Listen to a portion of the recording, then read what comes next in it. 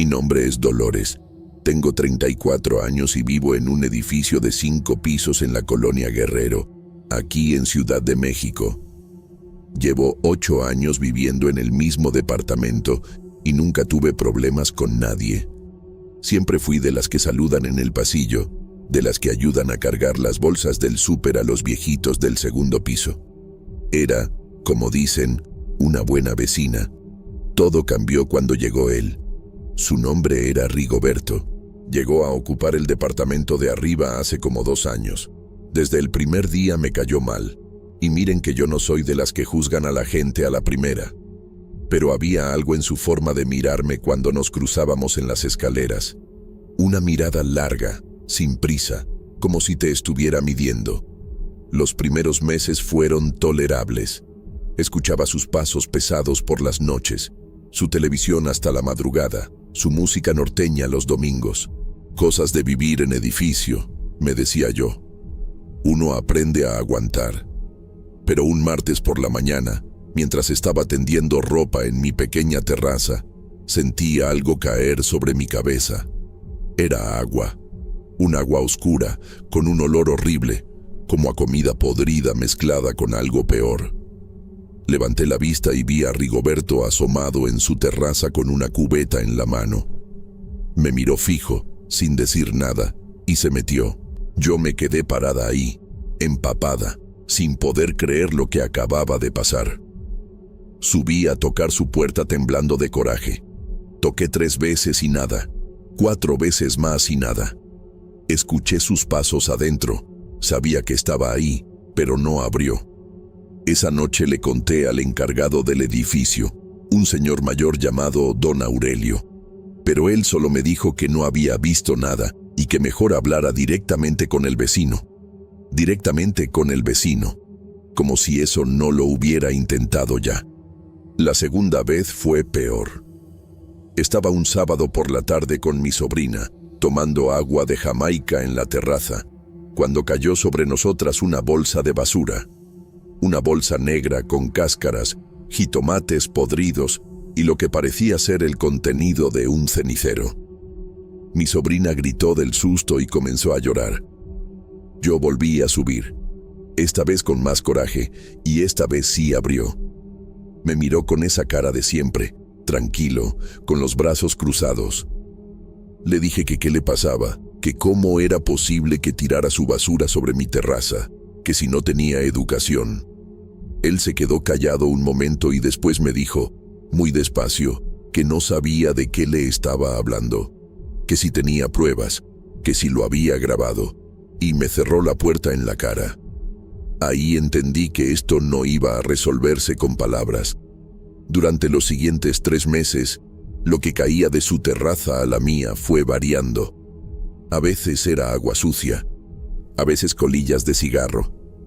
Una vez fueron huesos de pollo envueltos en una servilleta grasosa. Otra vez, y esto fue lo que más me perturbó, encontré un calcetín usado atado con un cordón rojo encima de mi maceta de albahaca. Fui con el administrador del edificio 2 veces. La segunda vez me dijo, con una sonrisa que me dio ganas de gritar, que sin pruebas no podía hacer nada. Intenté hablar con los otros vecinos, pero nadie quería meterse en problemas. La señora del tercero me dijo bajito que ella también le tenía miedo, pero que prefería no decir nada. Yo en ese tiempo trabajaba en una estética en la colonia Santa María la Ribera, y una de mis clientas, una señora de unos 60 años llamada Doña Esperanza, me notó mal una tarde mientras le hacía el tinte. Me preguntó qué tenía, y yo le conté todo. Ella me escuchó sin interrumpirme, y cuando terminé, me dijo algo que nunca olvidé. Hay personas que solo entienden el lenguaje que uno no habla, mija. Me preguntó si yo creía en esas cosas. Yo le dije que no mucho, que nunca había tenido razón para creer o no creer. Ella sacó de su bolsa una tarjeta pequeña, muy sencilla, sin nombre impreso, solo un número de teléfono escrito a mano con tinta azul. Este señor vive en Tepito, me dijo. No te voy a decir qué hace porque ya lo sabes. Solo te digo que yo fui con él hace 12 años y todavía le doy gracias. Guardé la tarjeta en mi cajón esa noche. Estuve 3 semanas mirándola sin llamar, pero un jueves en la madrugada, como a la 1 de la mañana, me despertó un golpe fuerte en la terraza. Me asomé y había una bolsa rota con algo que no quiero ni describir. Algo que claramente no era basura de cocina. Al día siguiente llamé. El hombre se llamaba Don Severo. Vivía en una vecindad de la calle Mineros, en Tepito, en un departamento pequeño en la planta baja. Fui un miércoles por la tarde con miedo, pero con más coraje que miedo. Me abrió la puerta un hombre de como 70 años, chaparro, con el pelo completamente blanco y unos ojos muy claros que no pegaban nada con el resto de su cara. Me hizo pasar sin preguntarme nada, como si ya me esperara. El departamento olía a copal y a algo más dulce que no identifiqué. Había veladoras por todos lados, algunas apagadas, algunas encendidas. En una mesa larga había figuras, flores secas, fotos de personas que yo no conocía y vasos con agua. Me senté donde él me indicó y le conté todo desde el principio. Don Severo me escuchó con los ojos semicerrados, sin interrumpirme. Cuando terminé, se quedó en silencio un momento largo. Después me preguntó el nombre del vecino, el piso donde vivía y si tenía algún objeto de él, aunque fuera algo que él hubiera tocado. Recordé las colillas que había tirado en mi terraza. Me dijo que le llevara 3 en una bolsita de papel. Me cobró 800 pesos y me dijo que regresara en 4 días. Cuando volví, me entregó una bolsita de tela color café atada con un hilo negro. Me dijo que la enterrara en una maceta, una que pusiera en mi terraza, cerca del límite con el piso de arriba. Me dijo también unas palabras que tenía que decir 3 noches seguidas a medianoche, mirando hacia el techo, hacia donde dormía Rigoberto. Me dijo que lo que haría no era hacerle daño, que solo iba a inquietarlo, a despertarlo. Hice todo exactamente como me indicó. La primera semana no pasó nada. Seguí encontrando basura en la terraza y seguí cargando ese coraje que ya me estaba pesando en el pecho como una piedra. Pensé que don Severo me había estafado. Pensé que era una tonta. Pero a los 12 días empezó. Lo primero que noté fue que Rigoberto dejó de salir de su departamento. Antes lo veía bajar por las escaleras todas las mañanas con una mochila, puntual, como quien va al trabajo. De un día a otro dejé de verlo. Le pregunté con disimulo a don Aurelio y él me dijo que últimamente el del 4º piso no salía mucho. Después empezaron los ruidos. Yo me acostaba y a eso de las 2 o 3 de la madrugada comenzaba a escuchar pasos arriba. Pasos lentos, arrastrando los pies, ida y vuelta, como alguien que no puede dormir y camina sin saber por qué. Noche tras noche, siempre a la misma hora. Una madrugada los pasos se detuvieron justo encima de mi cama. Quietos, durante varios minutos. Yo estaba despierta escuchando y sentí algo raro en el pecho. No miedo exactamente, sino algo más difícil de nombrar. Como cuando uno sabe que hay alguien del otro lado de la puerta aunque no haya hecho ningún ruido. Los pasos no eran de Rigoberto. Eso lo entendí una noche cuando escuché los 2 sonidos al mismo tiempo. Los pasos de él, nerviosos, rápidos, y otros pasos, más lentos, más pesados, como si alguien más estuviera caminando en ese departamento con él.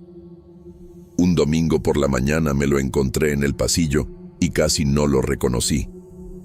Tenía ojeras muy marcadas, los ojos rojos, la ropa arrugada como si llevara días sin cambiarse. Me miró diferente, no con esa mirada larga de siempre. Me miró como quien acaba de ver algo que no debería haber visto y todavía no sabe si fue real. No me dijo nada. Bajó las escaleras casi corriendo. Las semanas siguientes fueron extrañas para los dos, creo, porque los ruidos de arriba se volvieron más intensos, pero también más perturbadores. Una noche escuché claramente cómo algo golpeaba la pared de su departamento. Un golpe, pausa, otro golpe, pausa, como un patrón. Después escuché a Rigoberto gritar que se callara, que lo dejara en paz, gritando solo, en la madrugada, a algo que yo no podía ver pero que él claramente sí. Doña Carmen del tercero tocó mi puerta un día para decirme que el del cuarto estaba muy raro, que la había parado en el pasillo a preguntarle si ella también escuchaba pasos de noche, que estaba muy alterado, que si creía ella en espantos. Yo le dije que no sabía. Un mes después de haber enterrado la bolsita, Rigoberto tocó mi puerta. Yo abrí y me lo encontré de frente, pero era otra persona. Flaco, despeinado, con una mirada que me dio lástima aunque yo no quisiera sentir lástima. Me pidió perdón, así directamente, sin rodeos. Me dijo que había sido una persona muy grosera conmigo, que no tenía ninguna justificación, que si podía perdonarlo. Yo le pregunté por qué me había hecho todo eso. Se quedó callado un momento y me dijo que tenía muchos problemas, que estaba pasando por una época muy fea y que la había desquitado conmigo sin ninguna razón. Que lo sentía mucho. No le dije que sabía lo que estaba pasando en su departamento por las noches. No le dije nada de don Severo ni de la bolsita enterrada en mi maceta. Solo le dije que estaba bien, que aceptaba su disculpa, y cerré la puerta. Esa misma tarde fui a ver a don Severo y le conté cómo habían resultado las cosas. Me escuchó y asintió despacio, como quien esperaba exactamente ese resultado. Le pregunté si podíamos parar todo, si era posible que lo que había mandado ahí arriba se fuera ya. Me dijo que sí, que con una limpia al departamento y con que yo perdonara de verdad, aquello se retiraría solo. Hice la limpia como me explicó. Rigoberto se mudó 3 semanas después. No sé a dónde, no me despidió. Un día simplemente ya no estaba. Lo que sí sé es que desde esa noche no he vuelto a escuchar pasos en el techo. Mi terraza ha estado limpia. Y mi maceta de albahaca, curiosamente, nunca había crecido tan bien como creció ese año. A veces pienso si hice bien. Y la verdad no tengo una respuesta clara. No le pedí que lo lastimaran, solo que lo inquietaran. Pero lo que sea que estuvo caminando en ese departamento durante semanas no era poca cosa, y yo lo puse ahí. Lo que sí tengo claro es esto. Hay personas que solo entienden cierto lenguaje, y a veces uno aprende a hablarlo aunque no quiera. Cuídense, comunidad.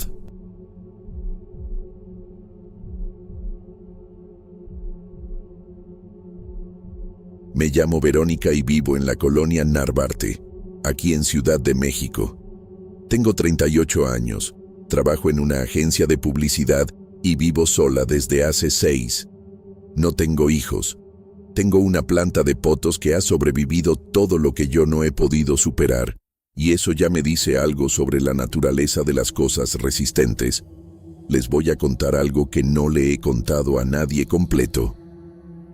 Pedazos sueltos se los he dicho a mi terapeuta, pero no todo, porque hay partes que suenan a locura y yo necesito que ella siga creyendo que estoy bien. No estoy segura de estarlo, pero empecemos por el principio. Conocí a Samantha cuando teníamos 12 años, en la secundaria número 45 en la colonia del Valle. Nos sentaron juntas el primer día porque nuestros apellidos empezaban igual y la maestra era de las que acomodaban por orden alfabético. Esa coincidencia tonta nos convirtió en mejores amigas durante 26 años. 26 años. Cuando uno dice ese número en voz alta suena a toda una vida. Y en cierto modo lo era. Samantha estuvo en mi primera borrachera, en mi primer novio, en mi graduación, en el velorio de mi madre, en cada cumpleaños, en cada crisis, en cada cosa importante que me pasó desde los 12 años hasta los 38. O eso creía yo. Lo que descubrí hace 2 años cambió la forma en que recuerdo todo lo anterior.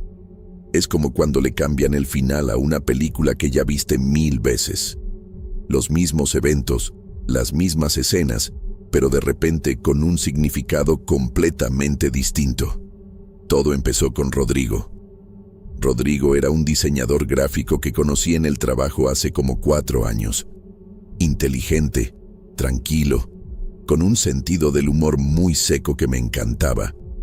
Nos hicimos novios a los 3 meses de conocernos y fue la relación más estable que había tenido en mi vida. Sin dramas, sin juegos, sin esa angustia constante que había sentido con los anteriores. Se lo presenté a Samantha a los 2 meses de estar juntos, como siempre hacía con todo lo importante en mi vida. Ella lo saludó con esa sonrisa suya tan abierta, tan cálida, y me dijo después que le parecía un hombre muy especial, que me lo cuidara, que se notaba que me quería de verdad. 4 meses después Rodrigo me dejó. Me dijo que había estado pensando mucho, que sentía que no éramos compatibles a largo plazo, que me lo decía con respeto, pero que era mejor ser honesto. No hubo pelea, no hubo drama. Solo esa conversación fría y ordenada que duele más que los gritos porque no te deja nada a qué aferrarte. Samantha me acompañó ese fin de semana. Trajo vino, se quedó a dormir, me escuchó llorar. Fue perfecta, como siempre. 3 meses después me enteré por una amiga en común que Rodrigo estaba saliendo con alguien. Una mujer morena, de cabello corto, muy guapa según me dijeron. No me dieron el nombre porque creo que no quisieron. O sí quisieron, pero esperaron a que yo lo descubriera sola. Lo descubrí en Instagram. Una foto de Rodrigo en un restaurante en la Roma, sonriendo, con una copa en la mano. Y al lado, con la cabeza recargada en su hombro, Samantha. Me quedé mirando esa foto durante no sé cuánto tiempo. Con ese tipo de parálisis que no es tristeza todavía, sino algo anterior a la tristeza, algo más primario.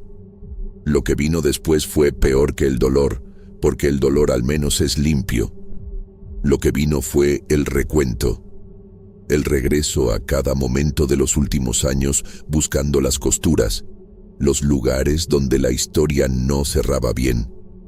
Y fui encontrando cosas. El novio anterior a Rodrigo, Mauricio, también me había dejado de forma inexplicable después de conocer a Samantha. Antes de eso, un trabajo muy bueno que me habían ofrecido en una agencia grande y que de repente se cayó sin explicación, justo después de que le conté a ella con todos los detalles. Una beca para un curso en Barcelona que solicité y no obtuve, aunque mis credenciales eran mejores que las de quienes la recibieron. Pequeñas cosas, cada una explicable por separado, pero juntas formaban un patrón que me revolvía el estómago. Samantha siempre había estado presente justo antes de que algo bueno en mi vida desapareciera. No la confronté, todavía no. Primero necesitaba entender el tamaño de lo que estaba viendo. Hay una señora en el mercado de Medellín, aquí en la Narvarte, que vende hierbas y tiene en la esquina de su puesto unas veladoras y unas estampas. Siempre la había visto al pasar sin prestarle mucha atención. Pero una tarde, cargando mi mandado, me detuve. Le dije que tenía una pregunta. Ella me miró y sin que yo dijera nada más me dijo que me sentara. Me leyó con un huevo. No voy a entrar en los detalles de cómo funciona eso, porque ustedes seguro ya lo saben. Lo que sí les digo es lo que me dijo cuando terminó. Me dijo que yo cargaba trabajo ajeno desde hacía mucho tiempo, que alguien muy cercano, alguien que yo consideraba familia, me había estado cerrando los caminos de forma sistemática. Que no era una sola vez, sino un patrón largo, construido con paciencia. Me dijo que esa persona me tenía envidia, no el tipo de envidia que se siente un momento y se pasa, el tipo que se alimenta, que crece, que con el tiempo se convierte en algo que ya no reconoce límites. No le dije el nombre de Samantha, no hizo falta. La señora se llamaba Doña Tránsito, llevaba 40 años en ese mercado y tenía una reputación que yo desconocía, pero que varios vecinos me confirmaron después. Le pregunté si podía ayudarme. Me dijo que sí, pero antes me preguntó qué quería exactamente. Le dije que quería que Samantha entendiera lo que era perder, que sintiera en carne propia lo que era ver cómo todo lo que construyes se deshace sin que puedas hacer nada, que se quedara sin explicaciones, igual que yo me había quedado sin ellas todos estos años. Doña Tránsito me miró fijo y me dijo algo que en ese momento no dimensioné bien. Me dijo que ese tipo de trabajos son los más silenciosos y los más profundos, que no hacen ruido, que no avisan, y que por eso mismo son los más difíciles de detener cuando uno se arrepiente. Le dije que no me iba a arrepentir.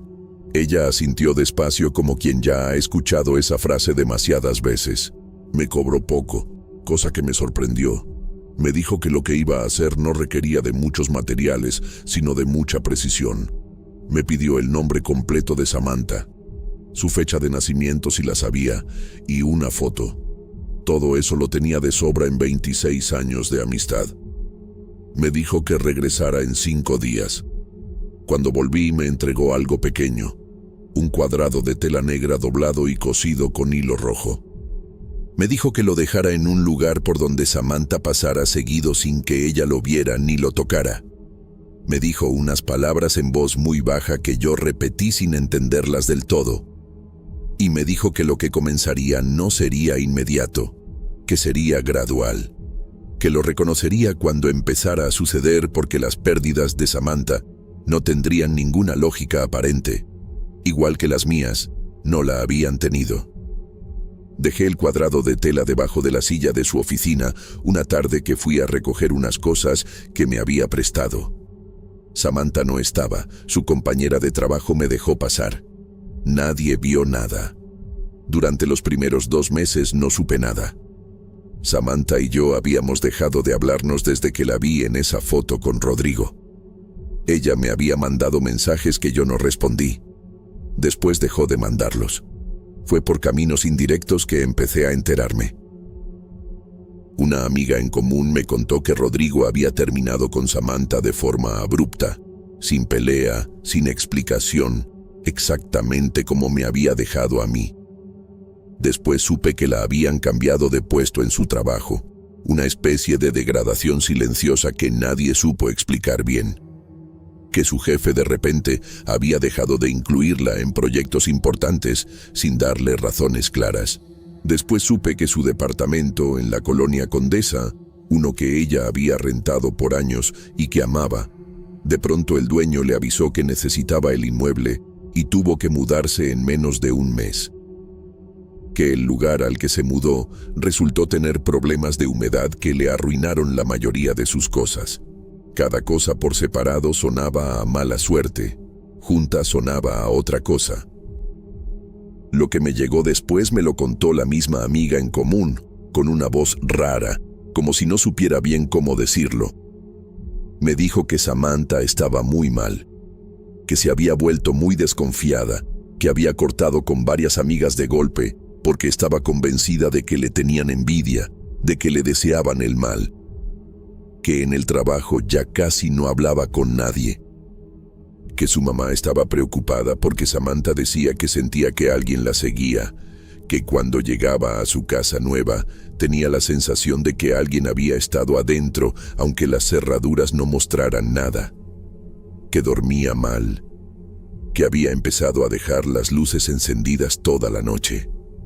Cuando me contaron eso, no sentí culpa. Sentí algo más parecido a una satisfacción quieta, fría, que me dio un poco de vergüenza, pero no la suficiente. Pensé que era justo. Pensé que 26 años de sabotaje silencioso merecían exactamente eso. Seguí con mi vida. Volví al trabajo, salí con otras personas, dormí bien por primera vez en meses. Pensé que había cerrado algo.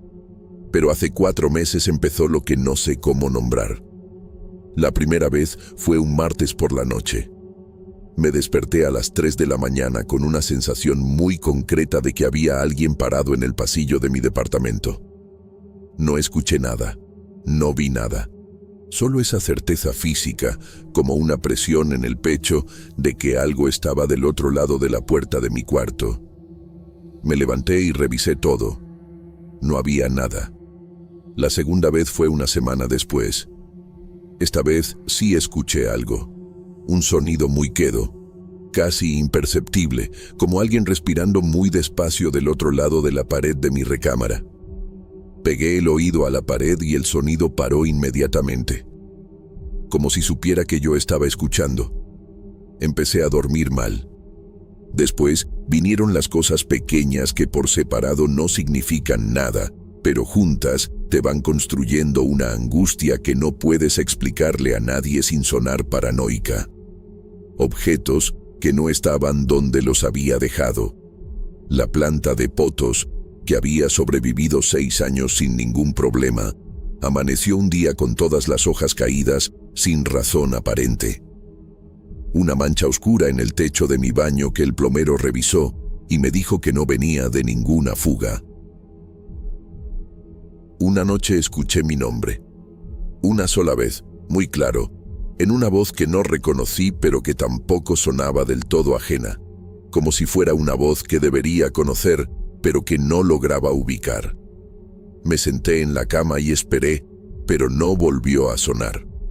Fui a ver a Doña Tránsito. La encontré en su puesto del mercado como siempre. Cuando me vio llegar, algo en su cara cambió. Algo muy pequeño que yo no hubiera notado si no la hubiera estado buscando. Le conté lo que estaba pasando. Me escuchó sin interrumpirme.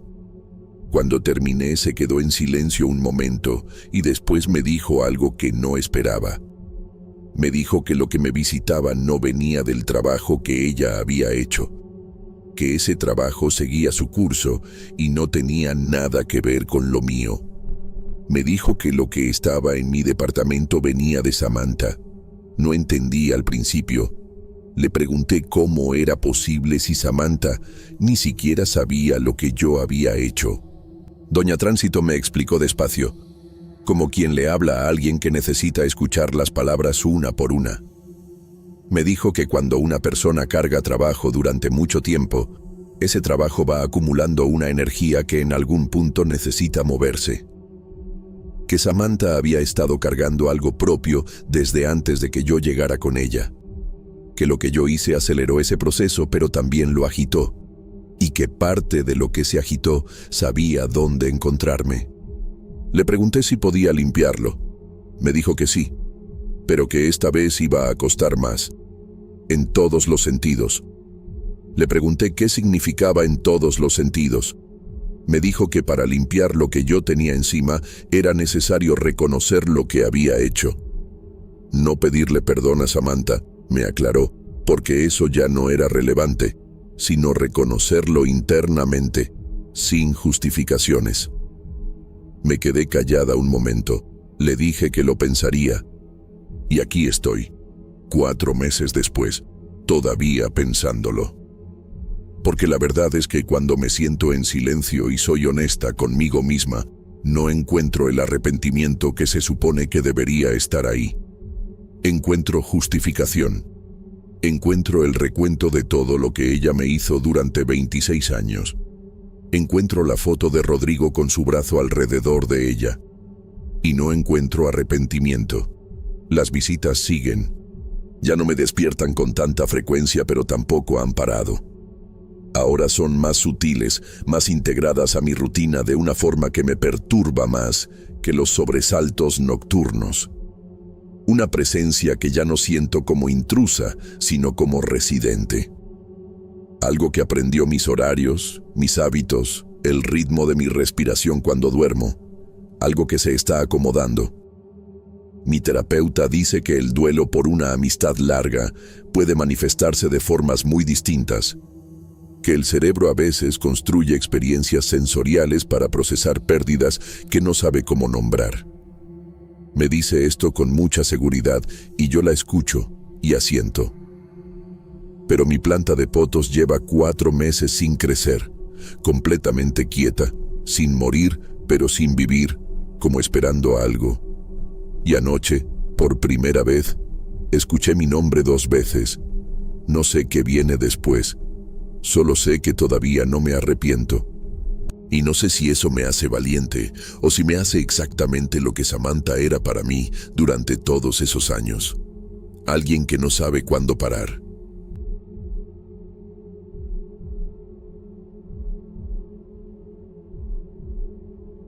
Me llamo Ernesto y soy de Guadalajara, Jalisco.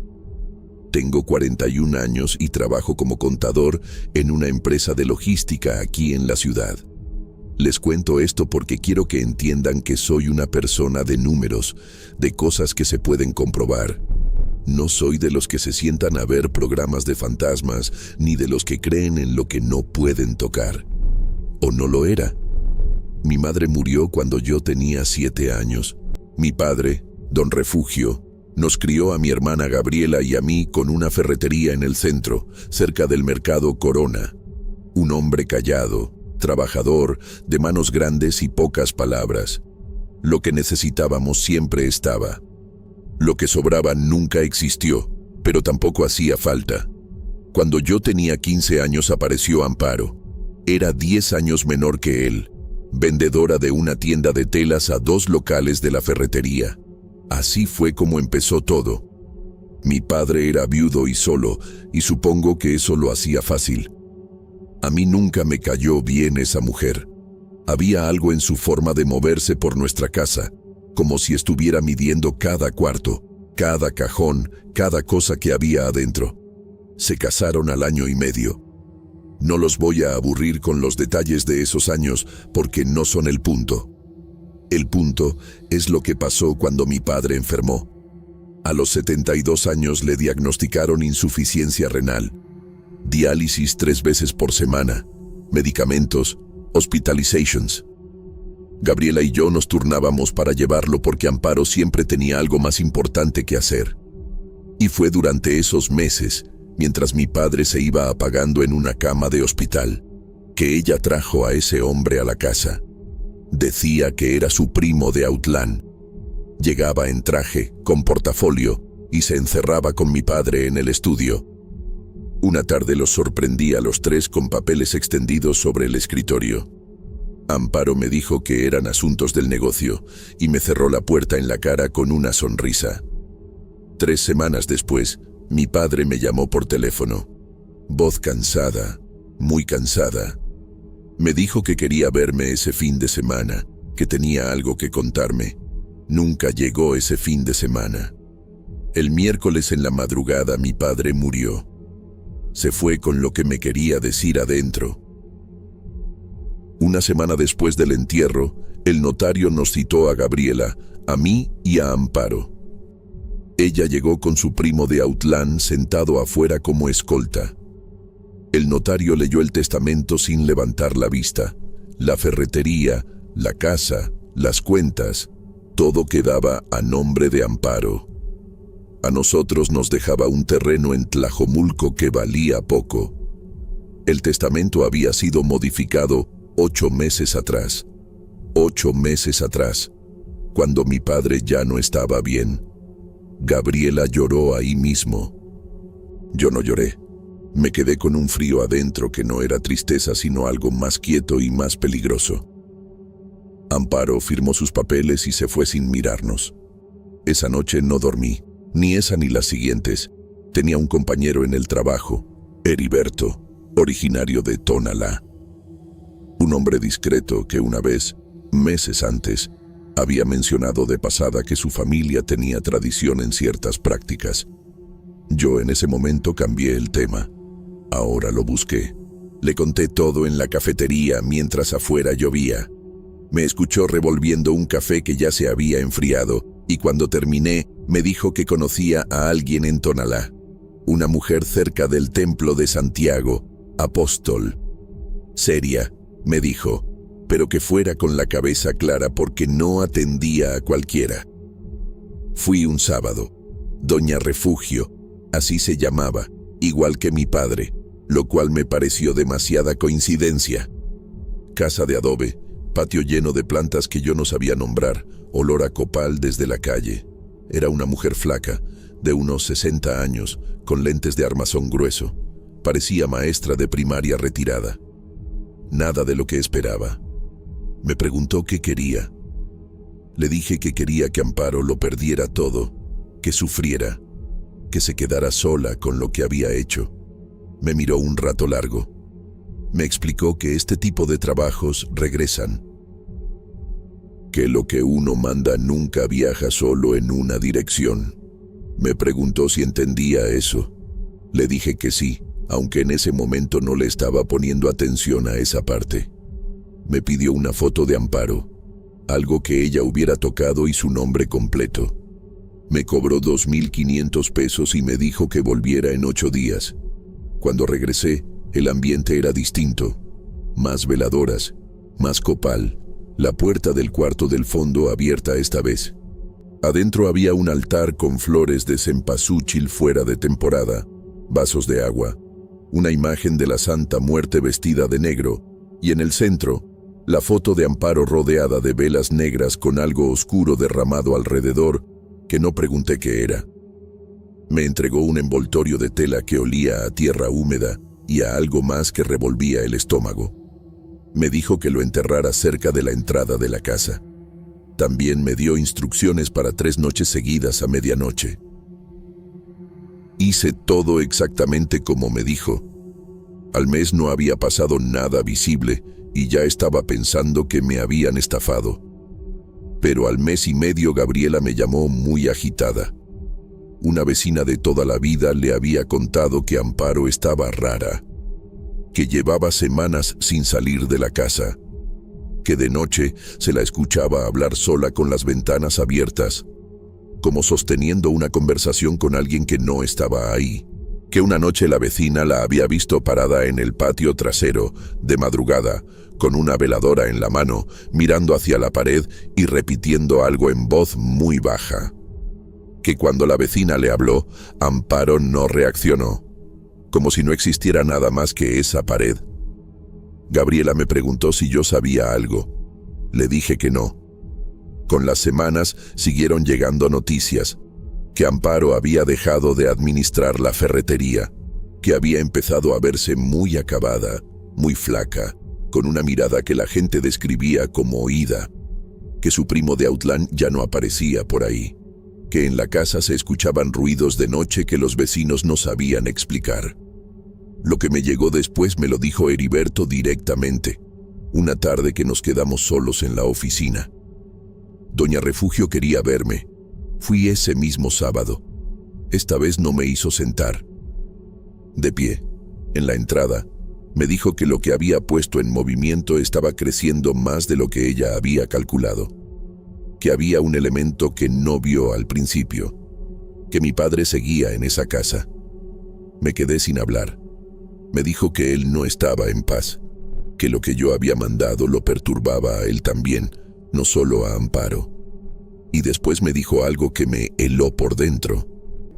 Me dijo que Amparo no estaba durmiendo, que llevaba semanas sin dormir de verdad, que lo que la visitaba de noche ya no le daba descanso, que había llegado a un punto en que los vecinos la escuchaban gritar antes del amanecer, gritos que cortaban el aire, y que cuando alguien tocaba a verificar, ella abría la puerta con una cara que la gente no sabía describir bien.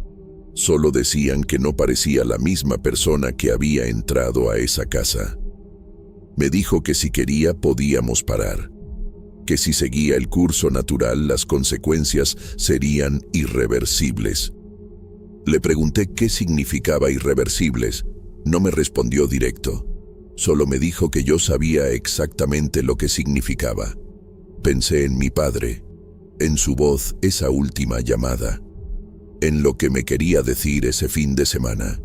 Le dije que paráramos. Me cobró más. Fui de noche a desenterrar el envoltorio. Lo hice solo, en una calle oscura, hincado en la tierra con las manos. Y mientras lo hacía, escuché arriba, en la ventana del segundo piso, un ruido. Levanté la vista y vi la silueta de Amparo parada detrás del vidrio mirando hacia la calle, quieta, mirando sin parpadear hacia ningún punto fijo. Me fui rápido sin voltear. Semanas después, supe que Amparo vendió la ferretería a precio muy por debajo de lo que valía. Vendió también la casa. Se fue a Zapopan con una hermana. Los vecinos decían que se veía muy envejecida, que caminaba despacio, que casi no hablaba, que andaba siempre con una curandera que la acompañaba hasta para ir al súper. La ferretería ya no existe, el local es una papelería ahora. El terreno de Tlajomulco que nos dejó mi padre lo vendimos bien porque la zona creció. No fue lo mismo, no fue justo, pero fue algo. Lo que no les he contado es lo que me pasó a mí después de todo esto. Porque doña Refugio me había dicho que lo que uno manda regresa, y yo había sentido como quien escucha una advertencia de tráfico. Empezó como un mes después de haber cerrado todo. Primero fue el sueño. Dejé de dormir bien. Me despertaba a las 3 de la mañana con una sensación de que alguien estaba parado en el cuarto. No veía nada, pero la sensación era tan concreta, tan física, como cuando uno sabe que hay alguien en el cuarto oscuro aunque no haya ruido. Después empecé a soñar con mi padre. No eran sueños normales. Era él, pero con una cara que nunca le había visto en vida. No era enojo. Era algo más difícil de describir, como decepción, pero más pesada. Me miraba sin decir nada y yo despertaba con el pecho apretado y un sabor metálico en la boca que tardaba horas en irse. Una noche me desperté y había algo en el piso al lado de mi cama. No lo vi, lo sentí. Un peso, una presencia agachada exactamente al nivel de mi cara. Me quedé paralizado sin poder moverme durante lo que calculé fueron como 4 o 5 minutos, aunque pudieron ser más. Cuando por fin prendí la luz no había nada. Fui a ver a doña Refugio una última vez.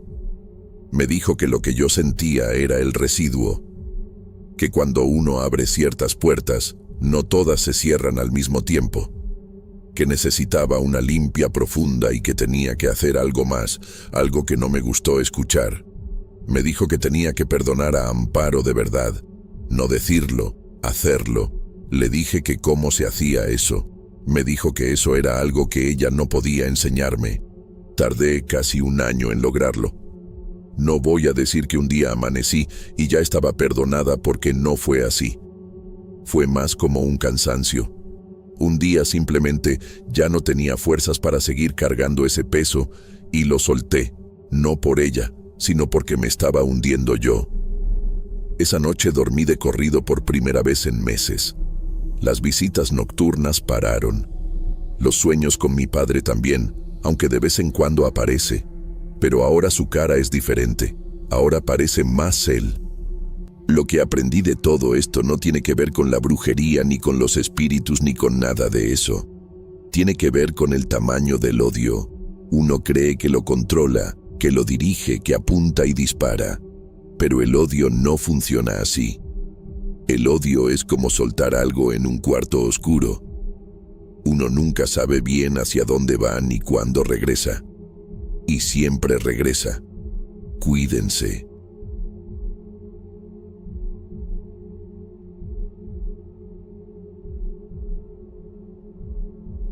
Me llamo Ignacio. Tengo 29 años y soy de Oaxaca, aunque desde hace 4 vivo en la Ciudad de México. Estudio, o estudiaba, arquitectura en la UNAM. Les digo estudiaba porque lo que les voy a contar cambió varias cosas, incluyendo mi relación con esa palabra. Estudiar, como si fuera algo simple, no soy una persona crédula. Crecí con un padre ingeniero y una madre que era enfermera. 2 personas que resolvían todo con lógica y procedimiento. En mi casa no había santos, no había veladoras, no había nada que no tuviera una explicación técnica. Eso me formó de una manera muy concreta. Todo tiene causa, todo tiene solución, todo se puede medir. Les cuento esto para que entiendan lo que significa que yo esté escribiendo esto. El profesor se llamaba Bernardo Leal. Daba taller de proyectos en 5º semestre, una materia que en arquitectura vale más que cualquier otra, porque es donde uno empieza a entender si de verdad sirve para esto o no. Era un hombre de unos 50 y tantos años, delgado, con una barba muy cuidada y esa forma de hablar pausada que tienen las personas que saben que todos van a esperar a que terminen. Tenía reputación antes de que yo llegara a su salón. Los de semestres superiores te avisaban. Que era brillante pero cruel. Que si le caías bien, eras intocable, pero que si le caías mal, te hacía la vida imposible durante todo el semestre. Que había reprobado a alumnos con proyectos buenos solo porque no le gustaba su actitud. Yo entré a su clase pensando que iba a ser profesional, que iba a entregarle trabajo de calidad y que eso sería suficiente. El primer día me humilló frente a todos. Presenté un ejercicio de análisis de sitio que había trabajado 2 semanas. Lo puse sobre la mesa y él lo miró durante unos segundos. Lo giró una vez y después lo empujó hacia mí con 2 dedos como si fuera algo contaminado. Le dijo al grupo, sin mirarme, que ese era un ejemplo perfecto de cómo no se hacía un análisis, que era el tipo de trabajo que entregaba a alguien que no entendía nada de lo que estaba haciendo ahí. Nadie dijo nada, yo tampoco. Pensé que había sido mala suerte, que el ejercicio de verdad tenía fallas y que la próxima vez sería diferente. No fue diferente. Durante todo el semestre, cada presentación, cada entrega, cada vez que yo abría la boca en clase, el profesor Leal encontraba la forma de hacerme quedar mal. No siempre con gritos. Eso hubiera sido más fácil de manejar. Era más sutil. Un comentario, una pregunta retórica dirigida a mí que tenía trampa, una comparación con el trabajo de otro alumno dicha con una sonrisa. El tipo de crueldad que no deja marca visible pero que se acumula. Mis compañeros lo notaban. Algunos me decían en privado que era una injusticia, que mi trabajo era bueno. Pero nadie decía nada en público porque nadie quería ser el siguiente. Al final del semestre me reprobó. Revisé mi expediente con un asesor y me dijo que las calificaciones de mis entregas no justificaban la reprobación, que había algo que no cuadraba. Me sugirió que fuera a hablar con el coordinador de carrera. Lo hice. El coordinador me escuchó con cara de quien ya ha escuchado esto antes.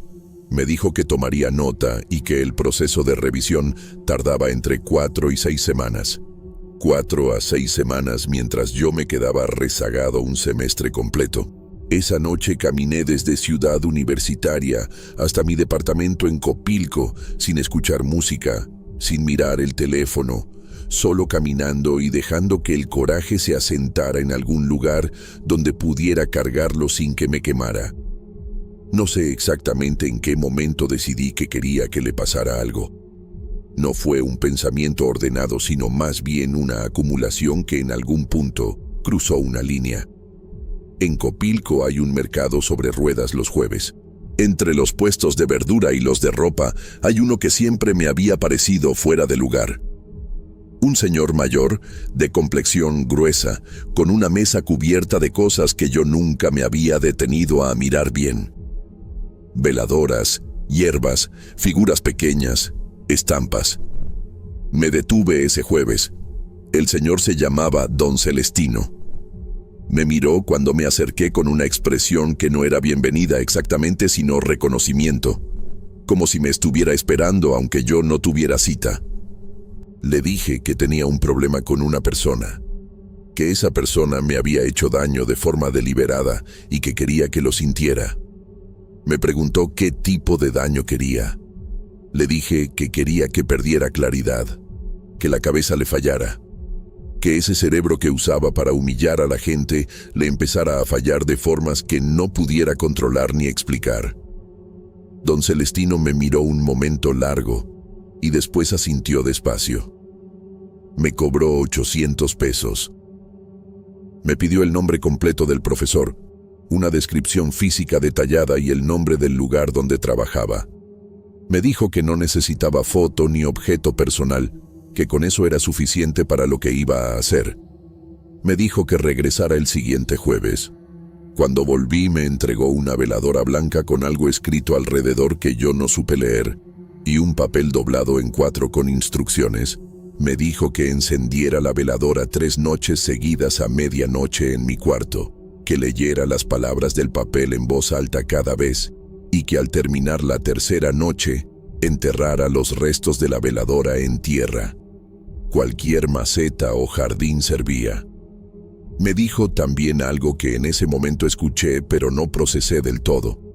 Me dijo que este tipo de trabajo afecta la percepción, que lo que iba a tocarle al profesor era su forma de leer la realidad, que con el tiempo no iba a poder distinguir bien lo que era cierto de lo que no, y que ese tipo de trabajo, más que cualquier otro, tiene la particularidad de buscar a quien lo originó. Le pregunté qué significaba buscar. Me dijo que lo entendería cuando pasara. Hice todo como me indicó. Las 3 noches, las palabras, la veladora enterrada en la maceta de un árbol en el parque de enfrente. Me fui a dormir la tercera noche con algo parecido a la calma, que no era paz, sino el agotamiento que viene después de cargar algo pesado durante demasiado tiempo. El primer mes no supe nada del profesor porque no tenía razón para cruzarme con él. Pero un compañero de semestres superiores me contó que en clase Leal había tenido un episodio raro, que en medio de una crítica se había detenido de golpe, a la mitad de una frase, y se había quedado mirando hacia la ventana durante casi 1 minuto sin decir nada. Que cuando volvió, no retomó lo que estaba diciendo, sino que empezó a hablar de otra cosa, como si nada hubiera pasado. Mis compañeros lo habían notado, pero nadie le dio mucha importancia. Estas cosas pasan. 2 semanas después, otro compañero me contó que Leal había llegado tarde a clase por primera vez en años, que cuando llegó parecía desorientado, que buscó sus materiales en el maletín durante varios minutos sin encontrar lo que buscaba, aunque estaba a la vista.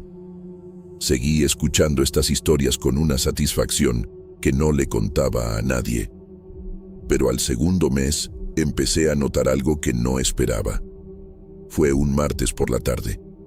Salía del metro Copilco cargando unos rollos de planos cuando vi al profesor Leal parado en la acera de enfrente.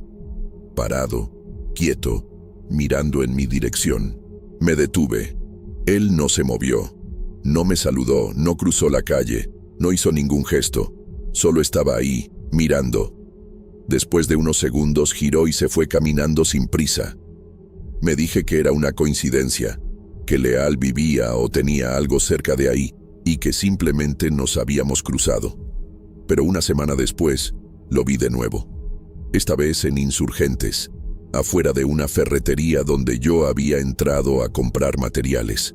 Estaba del otro lado de la calle, entre la gente, pero lo reconocí inmediatamente, de nuevo quieto, de nuevo mirando hacia donde yo estaba, de nuevo sin hacer nada, sin cruzar, sin saludar.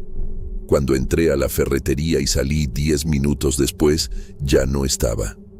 Empecé a buscarle explicación.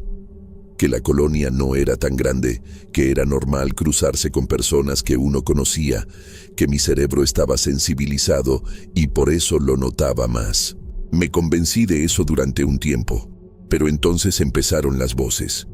La primera vez fue una noche entre semana, como a las 11. Estaba en mi escritorio trabajando en un proyecto cuando escuché mi nombre. Claro, directo, como si alguien estuviera parado justo detrás de mí. Me volteé y no había nadie. Revisé el departamento completo. Nada. Abrí la ventana para ver si venía de la calle. Silencio. Me dije que estaba cansado, que había estado trabajando demasiadas horas, que el cerebro hace cosas raras cuando uno no duerme bien. Pero no era cansancio. Lo supe la segunda vez porque era de mañana. Yo había dormido bien y estaba perfectamente despierto lavando los trastes cuando lo escuché otra vez. Mi nombre. Y después, en la misma voz, algo más. Una pregunta. ¿Por qué? Eso fue lo que dijo. Claro, pausado, con esa forma de hablar que yo había escuchado durante todo un semestre desde el frente de un salón de clases. Era la voz del profesor Leal. Solté el vaso que tenía en la mano y se rompió en el fregadero. Me quedé paralizado durante varios segundos. Después revisé todo el departamento, abrí cada cuarto, cada closet, el baño, la cocina. No había nadie. Fui a ver a don Celestino ese mismo jueves. Le conté lo que estaba pasando, lo de las apariciones en la calle y lo de la voz adentro de mi departamento. Me escuchó sin interrumpirme. Cuando terminé, se quedó callado un momento y después me preguntó cuándo había empezado a verlo en la calle. Le dije que hacía como 3 semanas. Asintió despacio. Me dijo que lo que le había hecho al profesor estaba funcionando, pero que había un problema. Me explicó que cuando se trabaja sobre la percepción de alguien, esa persona empieza a moverse de forma distinta en el mundo, menos racional, más instintiva, que algo en ella empieza a rastrear el origen sin que ella sepa conscientemente lo que está haciendo. Me dijo que el profesor no me seguía con intención. Me seguía con algo más profundo que la intención. Le pregunté si podíamos pararlo. Me dijo que sí, pero que había un problema adicional, que la voz que yo escuchaba adentro de mi casa no venía del profesor directamente, venía del trabajo mismo. Que cuando uno abre ese tipo de canal entre 2 personas, a veces el canal empieza a funcionar en las 2 direcciones. Le pregunté qué significaba eso. Me dijo que significaba que lo que yo le había mandado al profesor, esa confusión entre lo real y lo que no es real, ya me había rozado a mí también. Me quedé en silencio. Le dije que quería que parara todo, que hiciera lo que tuviera que hacer, pero que lo parara. Don Celestino me miró fijo y me dijo algo que no olvidé. Me dijo que parar el trabajo que él había hecho era posible y lo haría sin costo adicional, pero que la voz que yo escuchaba no era parte de su trabajo, que eso ya era mío, que eso no lo podía parar él. Le pregunté entonces quién podía. Me dijo que nadie, que eso dependía de mí, que si yo encontraba la forma de soltar lo que le había deseado al profesor, de soltarlo de verdad y no solo de palabra, la voz se iría sola con el tiempo. Con el tiempo. Eso fue hace 6 meses. Don Celestino hizo su parte. El profesor Leal dejó de aparecer en mis calles. Supe por un compañero que había pedido licencia médica por el resto del semestre, que nadie sabía bien qué tenía, que los que lo conocían decían que no parecía el mismo. Eso debería haberme dado alivio, y por un momento lo dio, pero la voz no se fue, sigue ahí. No todos los días, no siempre con palabras. A veces es solo una presencia en el cuarto, ese peso en el aire que uno aprende a reconocer. A veces es mi nombre, dicho de esa manera pausada y precisa que él tenía. A veces es la pregunta de siempre, ¿por qué? He intentado soltar el rencor, de verdad lo he intentado. Me siento, cierro los ojos, trato de encontrar adentro el lugar donde guardo lo que le deseé a ese hombre y trato de abrirlo.